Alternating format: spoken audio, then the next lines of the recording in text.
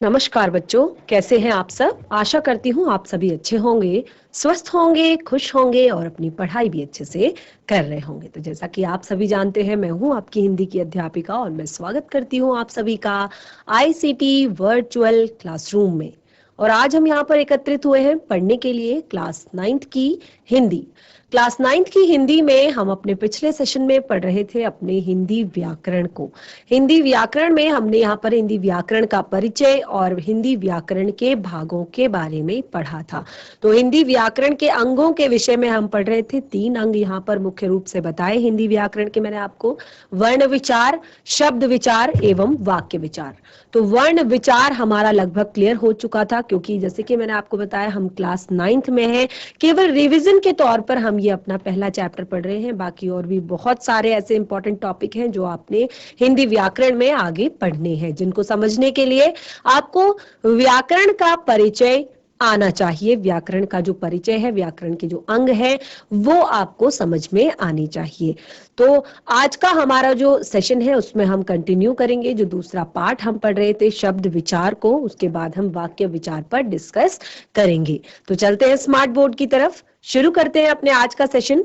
बिल्कुल रेडी हो जाइए कॉपी पेन पेंसिल लेकर। सभी बच्चे ध्यान पूर्वक पढ़ेंगे और समझने का प्रयास करेंगे। तो हमने अपने पिछले सेशन में काफी कुछ पढ़ लिया था व्याकरण के विषय में, और आप देख सकते हैं व्याकरण के अंगों को हम यहाँ पर पढ़ रहे थे। वर्णों के बारे में, वर्ण विचार, उसमें हमने स्वर और व्यंजनों के विषय में पढ़ा था। उसके बाद शब्द विचार, और शब्द विचार में हमने शब्द की परिभाषा, शब्द की क्या परिभाषा होती है कि ध्वनियों का ऐसा मेल जिसका कोई निश्चित अर्थ होता है, उसको शब्द कहा जाता है।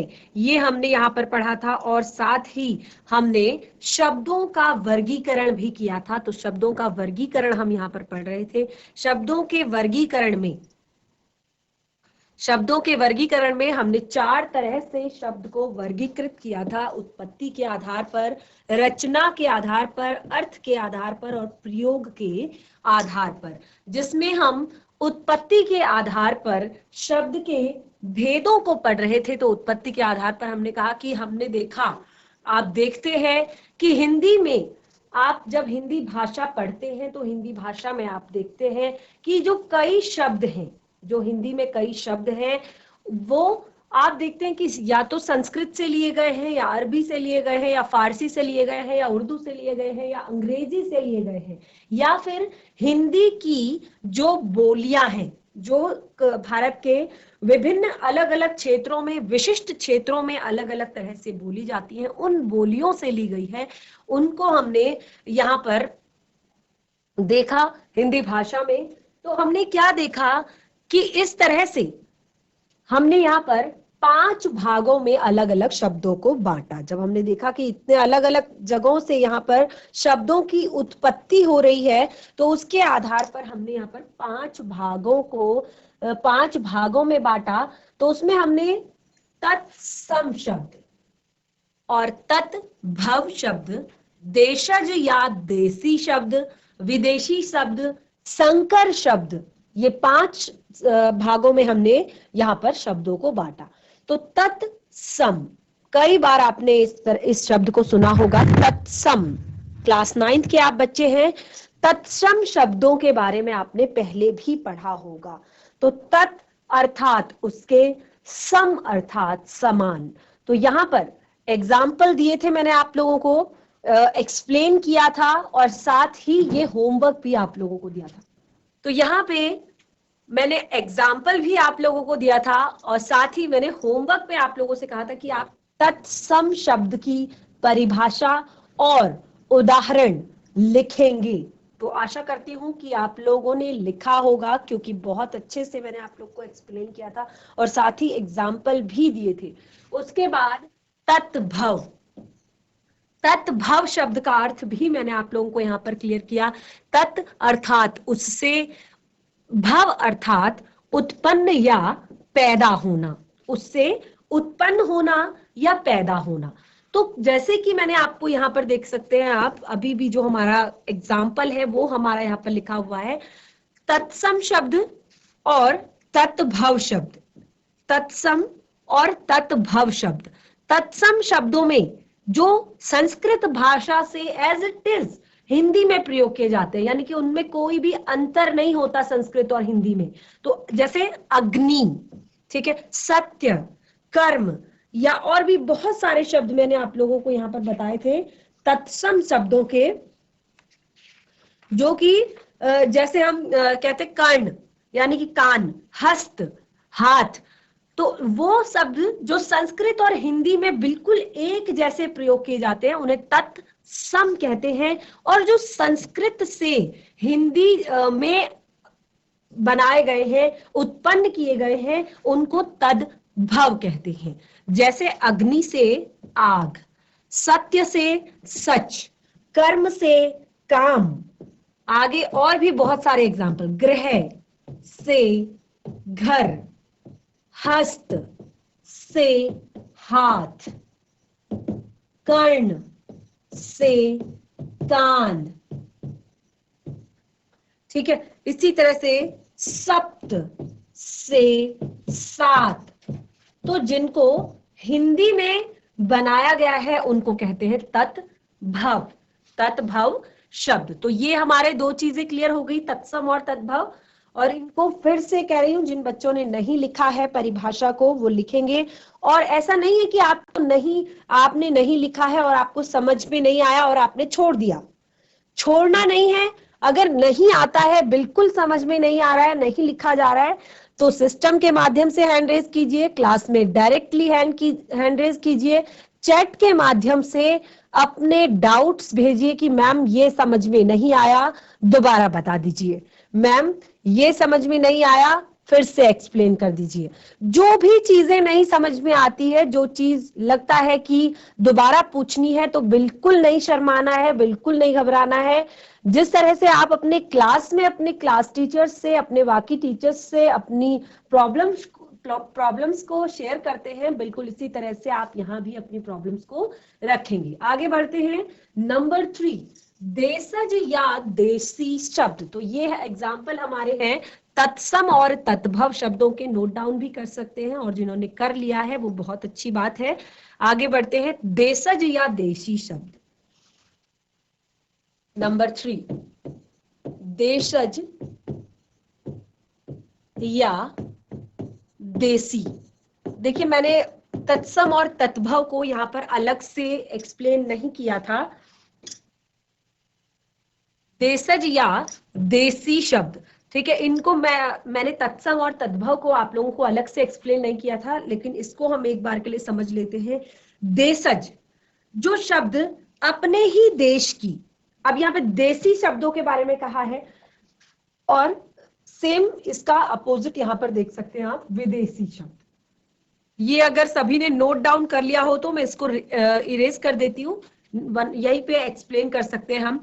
देशज या देसी शब्द, तो देशज शब्द वे शब्द जो हम क्या करते हैं, अपने ही देश की बोलियों से, अपने ही देश की जो बोलियां हैं या अपने ही देश की जो भाषाएं हैं, उनसे हम हिंदी में उनको लेकर आते हैं, उनसे हिंदी में हम उनको प्रयोग करते हैं, तो उनको कहते हैं देशज या देसी शब्द।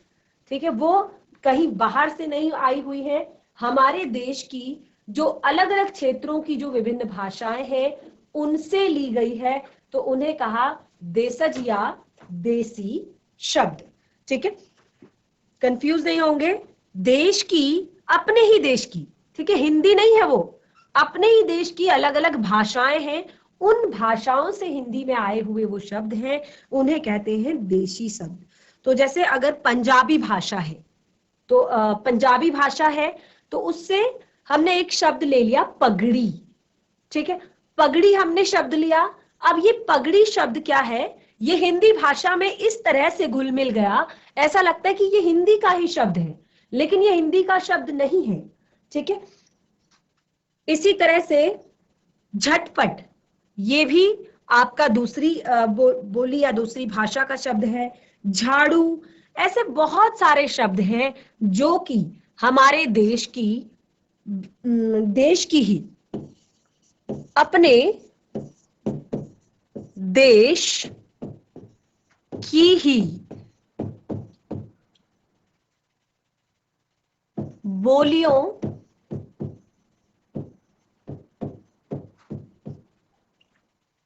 या भाषा से हिंदी में आए शब्द देशज या देसी शब्द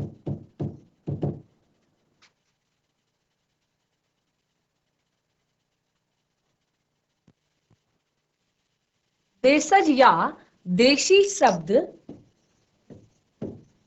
कहलाते हैं। ठीक है, अपने देश की ही बोलियों या भाषा से हिंदी में आए शब्द देशज या देसी शब्द कहलाते हैं।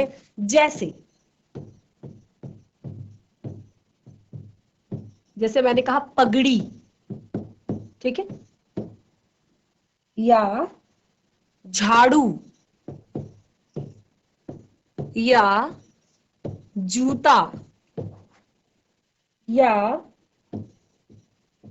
झटपट आदि। तो बहुत सारे शब्द हो सकते हैं। आप भी बाकी के जो शब्द हैं, एग्जाम्पल्स हैं, वो लिख सकते हैं यहाँ पर। बाकी के एग्जाम्पल आप दे सकते हैं और भी शब्द जो आपको पता हो। इससे क्या होगा कि घर पर आप रिवाइज करेंगे और चीजों को लिखेंगे और आपको बहुत अच्छे से जल्दी समझ में ये आ जाएगा। ठीक है, तो ये है हमारा देसी या देशज शब्द। उसके बाद आते हैं विदेशी शब्द। उसके बाद हमने क्या लिखा था? विदेशी शब्द। तो बिल्कुल नाम से ही क्लियर हो रहा है, ऐसे शब्द जो विदेशी भाषाओं से, ठीक है, जो शब्द हिंदी में विदेशी भाषाओं से आए हैं उन्हें विदेशी शब्द कहते हैं। जो देसी भाषाओं से आए हैं उन्हें देसी शब्द, जो विदेशी भाषाओं से आए हैं उन्हें विदेशी शब्द कहते हैं। और वे हिंदी में इस तरह से घुल मिल गए हैं। देखिए, सभी शब्दों के लिए यहाँ पर कहा जा रहा है कि वो हिंदी में इस तरह से घुल गए हैं कि हमें वो हिंदी के ही शब्द लगते हैं। वो हमें हिंदी के ही शब्द लगते हैं। जैसे हम कहते हैं कि बॉटल में पानी भर दो, ठीक है, तो वो हम उसको हिंदी में बोतल कहते हैं, इस तरह से लिखते हैं, और इंग्लिश में हम बॉटल कहते हैं। है एक ही नाम, लेकिन हमें नहीं पता कि हम उसको हिंदी में क्या कहेंगे। हम हिंदी में बोतल कहते हैं, ठीक है, या जार। तो हिंदी का शब्द हमें क्लियर नहीं है। हम जब उसको हिंदी में बोलते हैं तो हमें लगता है कि यही इसकी हिंदी है। ग्लास, तो ग्लास आपका हिंदी शब्द नहीं है, अंग्रेजी का शब्द है। कहते हैं ना, एक ग्लास पानी देना, तो ग्लास आपका हिंदी शब्द नहीं है, ग्लास आपका अंग्रेजी शब्द है। लेकिन आपको नहीं पता कि उसको हिंदी में क्या कहेंगे। वो आपको लगता है कि हिंदी ग्लास को हिंदी में ग्लास ही कहते हैं। तो कुछ बहुत सारे ऐसे शब्द हैं जो विदेशी भाषाओं से हमारी भाषा में आ गए हैं और जिनको हम क्या कहते हैं, हिंदी ही कहते हैं, और विदेशी शब्द ये होते हैं। जैसे हिंदी में प्रयोग किए जाने वाले बहुत सारे जो शब्द होते हैं, जैसे अखबार, कागज, कायदा, किताब, जुलूस, तरीका, तारीख, महल, मेहनत, चम्मच, कूपन, चाय, रिक्शा, गमला, ये सारे शब्द आपको लगता है कि ये विदेशी शब्द हैं? ये सारे शब्द विदेशी शब्द हैं। कोई भी इसमें प्योर हिंदी नहीं है। ये कोई अरबी फारसी से लिए गए हैं, कोई तुर्की से लिए गए हैं, कोई चीनी से लिए गए हैं, कोई पुर्तगाली, कोई जापानी, कोई रूसी शब्दों से लिए गए, रूसी भाषाओं से लिए गए शब्द हैं। तो ये हिंदी में इस तरह से घुल मिल गए हैं जैसे ये हिंदी के ही शब्द हों। ठीक है, तो इसको लिख लेते हैं। जो शब्द हिंदी में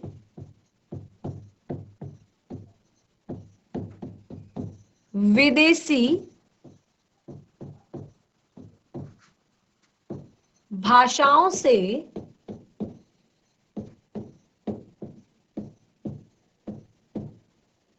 भाषाओं से आए हैं,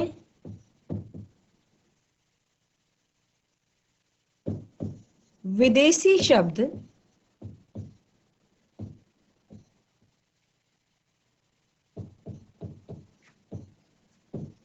कहलाते हैं। एग्जाम्पल बहुत सारे मैंने आपको दे दिए हैं, बाकी के एग्जाम्पल आप खुद से लिखेंगे, ये आपका होमवर्क है। विदेशी शब्द, अरबी फारसी के शब्द, फ्रांसीसी शब्द, अंग्रेजी के शब्द, जापानी शब्द, उर्दू शब्द, पुर्तगाली शब्द, रूसी शब्द, चीनी शब्द, जो अलग अलग देशों की भाषाओं से हमारे देश में आए हैं, उनको आप लिखेंगे। ये आपके लिए होमवर्क है, ठीक है। तो आगे बढ़ते हैं। नंबर 5, संकर शब्द। हमने यहाँ पर एक और शब्द यहाँ पर पढ़ा था, संकर शब्द।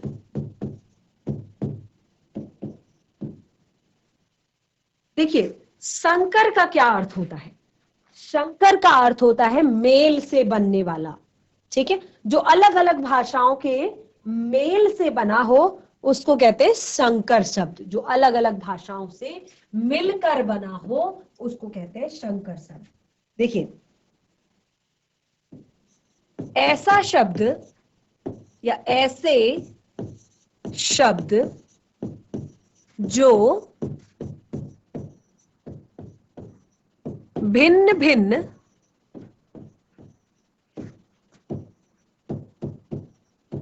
भाषाओं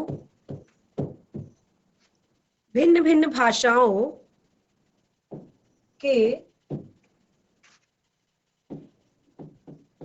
शब्दों, भिन्न भिन्न भाषाओं के शब्दों के मेल से बनते हैं। यानी कि ये अगर एक शब्द होगा, ये अगर एक शब्द होगा तो ये क्या होगा? अलग अलग शब्दों, अलग अलग भाषाओं के शब्द से मिलकर बना होगा। बनते हैं वे संकर शब्द कहलाते हैं। वे संकर शब्द कहलाते हैं, ठीक है। तो अब देखिए कैसे। लाठी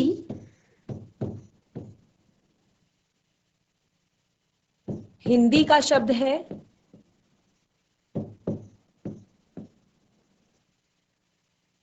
प्लस चार्ज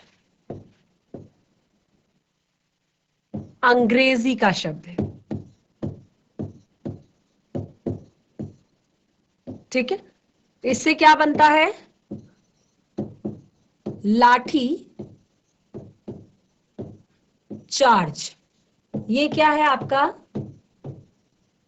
संकर शब्द, ठीक है। एक इसमें अंग्रेजी का शब्द है और एक इसमें हिंदी का शब्द है।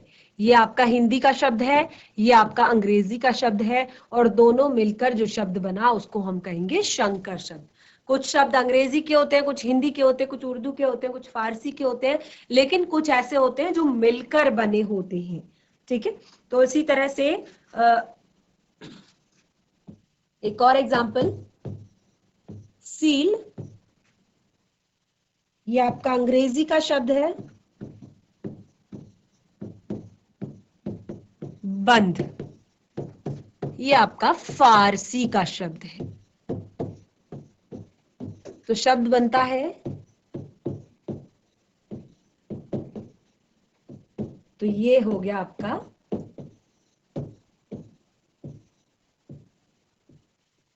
संकर शब्द, ठीक है।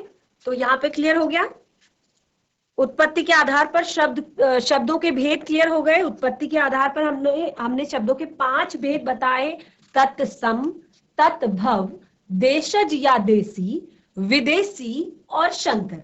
ये 5 शब्द हमने यहाँ पर उत्पत्ति के आधार पर आपको बताए, क्लियर हो गए सभी को।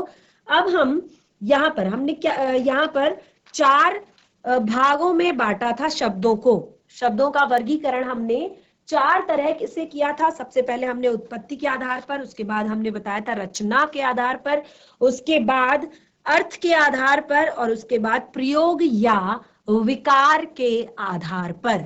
ठीक है, प्रयोग या विकार के आधार पर आपने देखा होगा यहाँ पर उत्पत्ति, रचना, अर्थ एवं प्रयोग या विकार के आधार पर 4 तरह से। तो उत्पत्ति के आधार पर शब्दों के भेद हमारे क्लियर हो चुके हैं कि कैसे कैसे शब्दों की उत्पत्ति हुई है हिंदी भाषा में, कहां कहां से हमारे शब्द आए हुए हैं।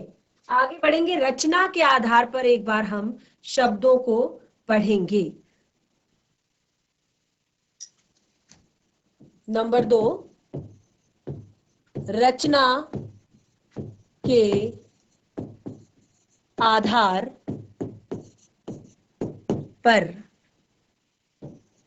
रचना के आधार पर शब्दों का वर्गीकरण किस तरह से किया जाता है। रचना के आधार पर शब्दों का वर्गीकरण, देखिए रचना के आधार पर, रचना को हम यहाँ पर बनावट भी कह सकते हैं और उत्पत्ति भी कह सकते हैं कि इनकी उत्पत्ति कैसे हुई है। ठीक है, तो अब यहाँ पर 3 भागों में बांटा गया है, इसके आधार पर भी 3 भागों में बांटा गया है। सबसे पहले है रूढ़ शब्द, ध्यान पूर्वक समझने का प्रयास करेंगे। उसके बाद यौगिक शब्द, नाम से ही थोड़ा थोड़ा आपको समझ में आ रहा होगा। उसके बाद योग रूढ़,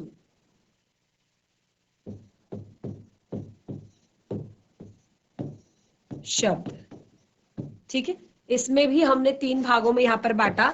सबसे पहले हमने कहा रूढ़ शब्द, उसके बाद यौगिक शब्द, उसके बाद योग रूढ़ शब्द।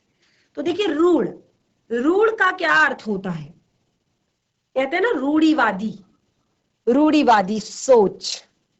रूढ़ का अर्थ होता है कि जो बहुत पहले से, बहुत पुराने समय से, बहुत पहले से जो चला आ रहा हो, बहुत पहले से। तो कई बार किसी व्यक्ति का, स्थान का, प्राणी का, वस्तु का जो नाम है वो वर्षों से,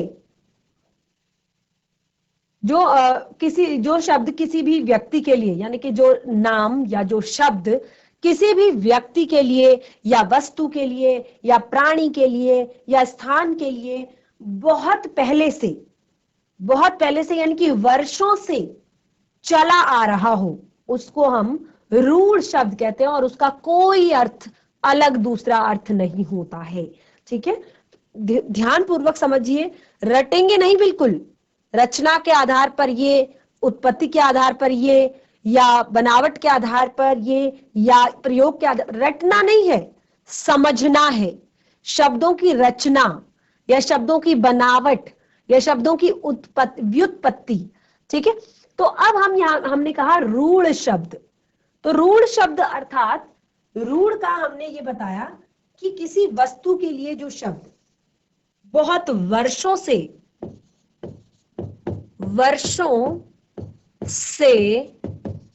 प्रयोग होने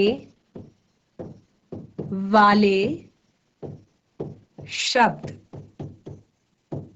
ऐसे शब्द जो वर्षों से प्रयोग हो रहे हो किसी भी व्यक्ति के लिए, किसी भी वस्तु के लिए, किसी भी प्राणी के लिए या किसी भी स्थान के लिए।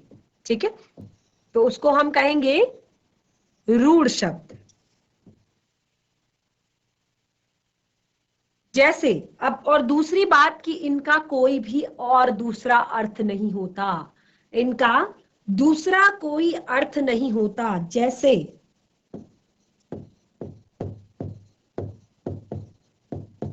दीवार,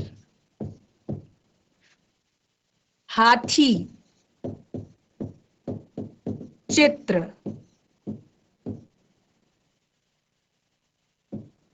आदमी, विद्या,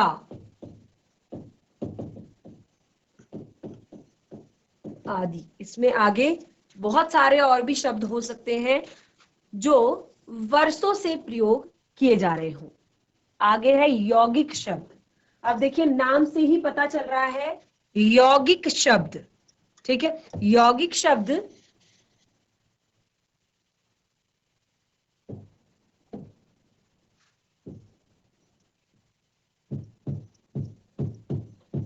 यौगिक शब्द नाम से ही आपको पता चल रहा है कि यौगिक शब्द क्या होते हैं।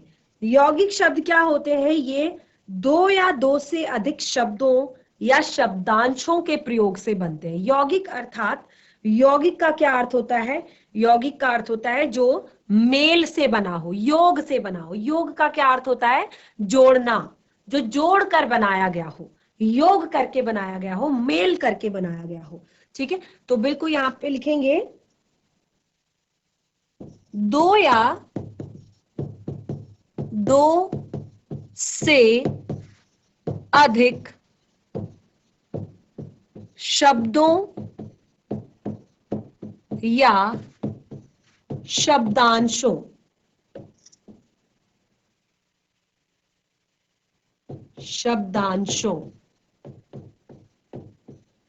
के मेल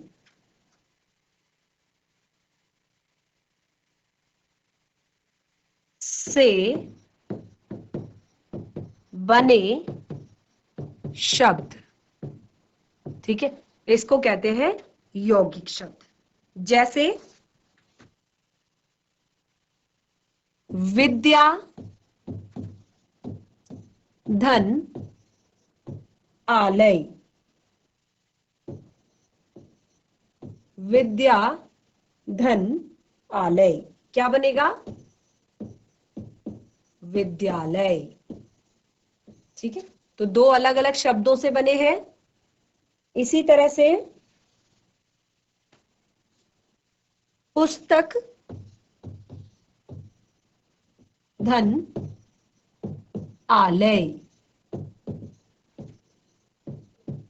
पुस्तकालय। क्लियर?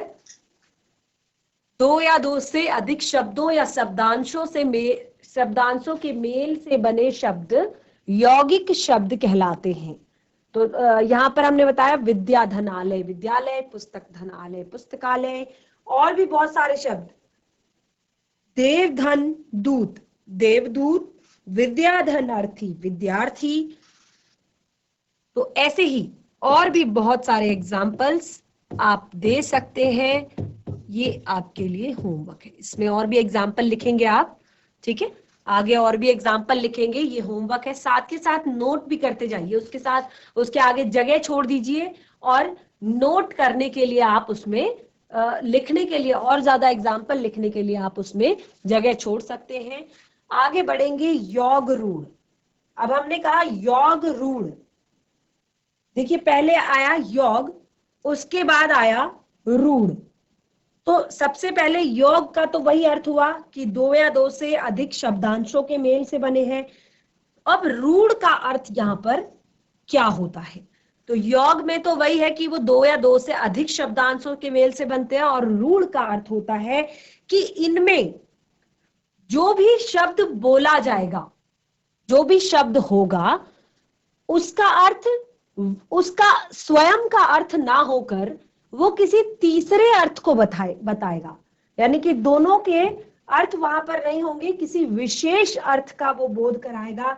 जैसे अगर मैं कहूं दशानन, दशानन, तो दशानन अर्थात जिसके 10 है, आनन जिसके 10 है, आनन जिसके, कौन है वो? रावण, जिसके 10 सर हैं, ठीक है। इसी तरह से पीतांबर, पीले हैं वस्त्र जिसके, तो कौन है पीले? किसके हैं पीले वस्त्र? श्री कृष्ण के। इसी तरह से चतुर्भुज, 4 हैं भुजाएं जिसकी, कौन है वो? चतुर्भुज कौन है? भगवान विष्णु। इसी तरह से पंचानन, इसी तरह से नीलकंठ। तो योग रूढ़ शब्द में, योग रूढ़ शब्द में आपको योग, बिल्कुल वही लाइन फिर से लिखेंगे कि दो या दो से अधिक शब्दों या शब्दांशों के मेल से बने शब्द, और साथ में परंतु अपने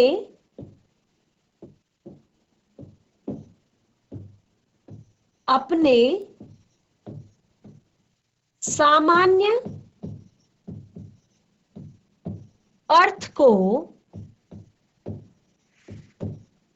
छोड़कर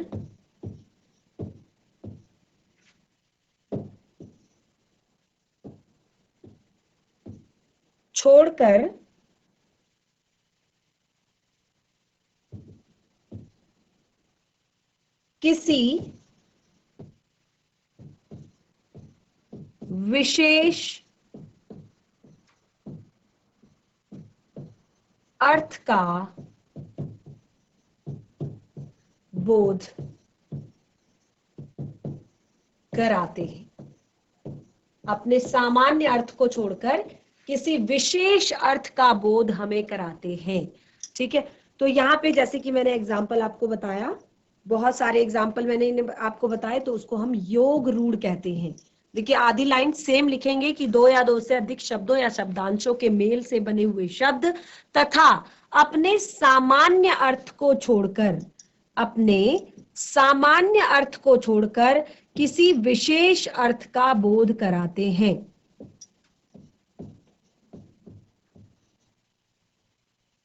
अपने सामान्य अर्थ को छोड़कर किसी विशेष अर्थ का बोध कराते हैं। और एग्जाम्पल कुछ मैं यहाँ पे लिख देती हूं, बाकी आप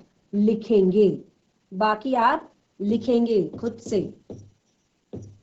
नीलकंठ,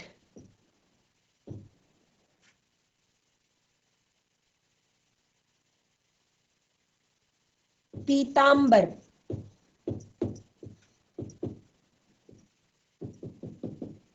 आगे के एग्जाम्पल आप स्वयं से लिखेंगे, आगे के एग्जाम्पलों को आप स्वयं लिखेंगे। ठीक है, तो ये हमारा रचना के आधार पर यहाँ पर क्लियर हो गया कि कैसे कैसे शब्दों की रचना की जाती है। देखिए बहुत सारे ऐसे शब्द हैं, कुछ योग रूढ़ शब्दों को हम इस प्रकार से समझ सकते हैं, जैसे चार पाई। अगर मैं यहाँ पर लिखूं चार पाई, तो दो या दो से अधिक शब्दांशों से मिलकर बने चार और पाई। तो चार एक शब्द है, पाई एक शब्द है। चार यानी कि चार, पाई यानी कि पैर। तो चार पाई क्या होता है? ये यहाँ पर दोनों अलग अलग अर्थों का बोध करा रहे हैं, अलग अलग अर्थ यहाँ पर दोनों के बन रहे हैं कि चार पैर वाला। ठीक है, चार पाई यानी कि चार पैर वाला। ठीक है, इस तरह से और भी बहुत सारे एग्जाम्पल्स आप इसके देंगे।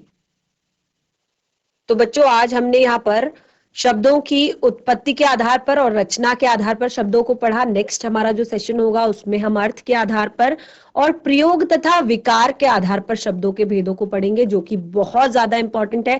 पहले भी ये सारी चीजें आप पढ़ चुके हैं, लेकिन जैसे कि मैंने कहा कि अगर अभी आप व्याकरण के इन तीनों पार्ट्स को, इन तीनों अंगों को अगर अच्छे से समझ जाते हैं, तो आगे के आपके जो टॉपिक्स आने वाले हैं हिंदी व्याकरण में, उनको आप इजीली समझ पाएंगे। तो जैसे कि हमारा जो नेक्स्ट सेशन है उसमें प्रयोग के आधार पर, और दूसरा यहाँ पर हम अर्थ के आधार पर समझने वाले हैं। तो अर्थ के आधार पर एक सार्थक, एक निरर्थक, इसमें यहाँ पर शब्दों को बांटा जाता है। और प्रयोग या विकार के आधार पर में आपका विकारी शब्द और अविकारी शब्दों में इनको बांटा जाता है। तो उनको हम अपने नेक्स्ट सेशन में पढ़ेंगे, जो कि बहुत ज्यादा इंपॉर्टेंट है। आज जो भी पढ़ा है उसको घर पर जरूर एक बार रिवाइज करें, जो भी होमवर्क दिया गया है उसको करें, साथ के साथ एक बार रिवाइज कर लें चैप्टर को। हम मिलेंगे अपने नेक्स्ट सेशन में, तब तक के लिए धन्यवाद। आपका दिन शुभ हो।